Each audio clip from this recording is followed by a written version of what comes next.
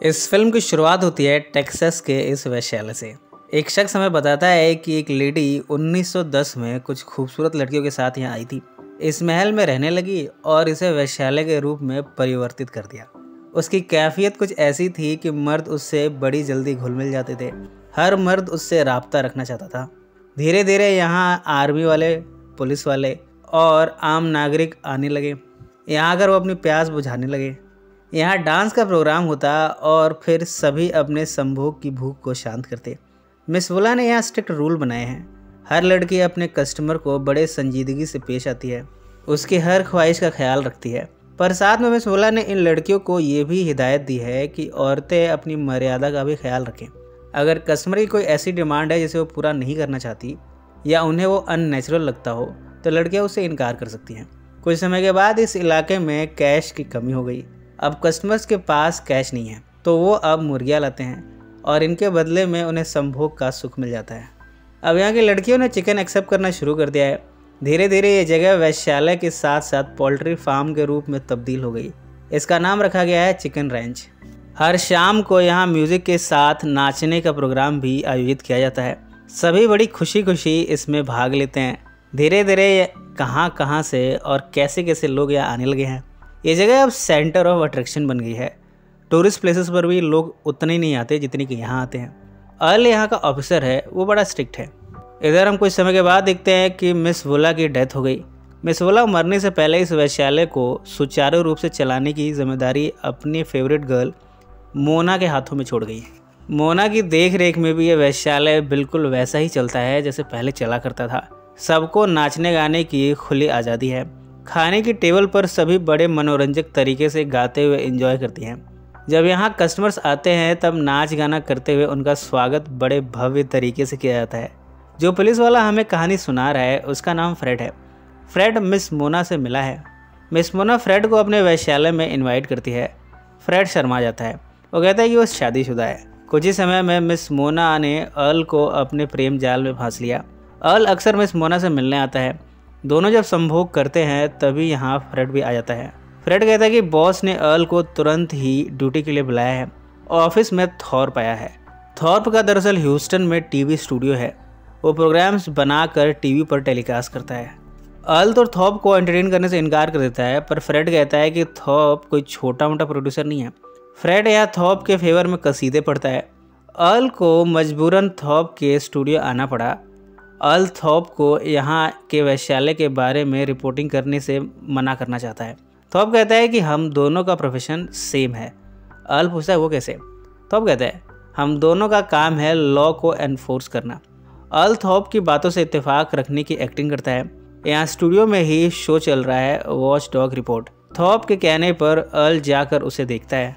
Stage पर आकर Thorpe announce करता है कि उसे वैश्यालय जिसका नाम चिकन रैंच रखा गया है उसे एक्सपोज करने की जिम्मेदारी अब उस पर है। वो कहते हैं कि वो मिस मोना के खिलाफ अभियान चलाएगा। और तो और थॉर्प ने अर्ल को भी नहीं छोड़ा। उसने अर्ल का नाम लेते हुए कहा कि अर्ल मिस मोना को इलीगली सपोर्ट करता है। थॉर्प गाना गाते हुए म्यूजिकल कॉमेडी किए जा रहा है और कह रहा है कि वो मिस मोना का ये बिजनेस बंद करा के रहेगा। वो सीरियस बात कर रहा है पर उसकी बातें सुनकर हंसी आ जाती है। ये शो लाइव टेलीकास्ट हो रहा है। सबने इसे देख लिया। अर्ल मिस मोना से मिलकर अपनी चिंता जताता है। मिस मोना को पूरा यकीन है कि कोई उसके बिजनेस का बाल भी बाका नहीं कर सकता। इधर थॉर्प ने रिपोर्टिंग करनी शुरू कर दी है। फ्रेड आकर इस बारे में अर्ल को बताता है। अर्ल गुस्से में निकला है थॉर्प को मारने के लिए। मिस मोना अर्ल को समझाती है कि कुछ भी करना पर अपने गुस्से पर काबू रखना। जब थॉर्प रिपोर्टिंग कर रहा है तब वो गाते हुए यहाँ के लॉ एंड ऑर्डर पर सवाल उठाता है। अर्ल यहाँ पहुँचा है थॉर्प को वॉर्न करने के लिए। दोनों में यहाँ कहा सुनी होती है। अर्ल की गोलियों से डर कर थॉर्प पानी में गिर गया। यहाँ काफ़ी कॉमेडी होती है। थॉर्प मम्मी मम्मी कहता हुआ यहाँ से भागता है। अब अर्ल यहाँ का सिंघम बन गया है। अत्ता मारी सटकली। इस जीत को सेलिब्रेट करने सिंघम साहब और मिस मोना जंगल में नदी किनारे जाते हैं। पार्टी तो बनती है। मिस मोना कहती है कि मैं मर्द और औरत दोनों को संभोग का सुख दिलाती हूँ, इसमें क्या हर्ज है? संभोग करना कोई जुर्म तो नहीं। वो कहती है कि वो जीसस में बिलीव करती है, बाइबल पढ़ती है। उसका मानना है कि जब मर्द और औरत संभोग के सुख से तृप्त हो जाते हैं तब वो ईश्वर को पूजा करना शुरू करते हैं। तो इस तरह से वो लोगों को धार्मिक बना रही है। अर्ल भी मिस मोना की बातों से इत्तेफाक रखता है। वो कहता है कि जब तक कोई इंसान संभोग से पूरी तरह मुक्त नहीं हो जाता तब तक वो धार्मिक नहीं हो सकता, बल्कि हिंसक हो सकता है, समाज में अपराध कर सकता है, बलात्कार कर सकता है। दोनों जीसस को बड़ा मानते हैं। इसके बाद दोनों नदी किनारे आपस में संभोग करते हैं। कुछ दिनों बाद टीवी पर थॉप का प्रोग्राम आ रहा है। इस समय मोना और अर्ल रति क्रिया करने में व्यस्त हैं, पर अर्ल टीवी पर थॉप को रिपोर्टिंग करता हुआ देखकर गर्म हो गया। दरअसल थॉप ने अर्ल की वो वीडियो टेलीकास्ट किया जिसमें अर्ल थॉप पर हमला करता है। अब अर्ल के ऊपर प्रेशर बढ़ने लगा है।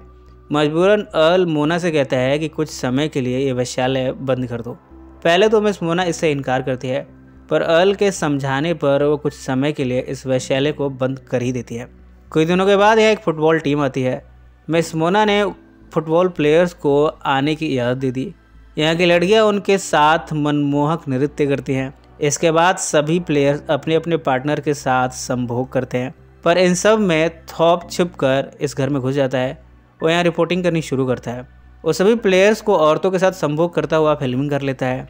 कई तो ऐसे भी है जो कि कोकेन और गांजा ले रहे हैं, उनकी भी वो रिकॉर्डिंग कर लेता है। यहाँ अफरा तफरी मच जाती है। अर्ल भी यहाँ पहुँचा है। वो मिस मोना को डांटता है। मिस मोना कहती है कि तुमने तो मुझे प्रोटेक्ट करने का वादा किया था। दोनों में यहाँ गहमा गहमी होती है। इस तरह इन दोनों का यहाँ ब्रेकअप हो गया। बात अब टेक्सास के गवर्नर तक पहुँच गई है, पर गवर्नर इस वेश्यालय को बंद कराने पर फैसला नहीं कर पा रहा। वो कहता है कि वो लोगों से वोटिंग कराएगा, जो भी पब्लिक का ओपिनियन होगा उसी को अमल में लाया जाएगा। अर्ल तो ये चाहता है कि इसे ओपन ही रखा जाए, पर पोल में ये निकल कर आया है कि पब्लिक इसे बंद कराना चाहती है। गवर्नर अर्ल को ऑर्डर देता है कि वो वेश्यालय को बंद करा दे। थॉर्प अपनी जीत पर बड़ा खुश है। अब मोना को ये वेश्यालय बंद करना ही पड़ रहा है। सभी लड़कियां अपना सामान पैक करके उदास होते हुए जा रही हैं। मोना को गुस्सा है कि अर्ल ने इस चिकन रंच वेश्यालय को बचाने की कोशिश नहीं की। सभी लड़कियां गाते हुए यहाँ एक दूसरे से विदा लेती हैं।